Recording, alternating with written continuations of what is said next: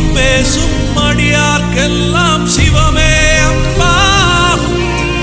நாத்திகம் பேசும் நல்லவருக்கு அன்பே சிவமாகும். அன்பே சிவம், அன்பே சிவம் என்போம். அன்பே சிவம், அன்பே சிவம் என்போம். அன்பே சிவம், அன்பே சிவம் என்போம். அன்பே சிவம், அன்பே சிவம் என்போம். யார் யார் சிவம்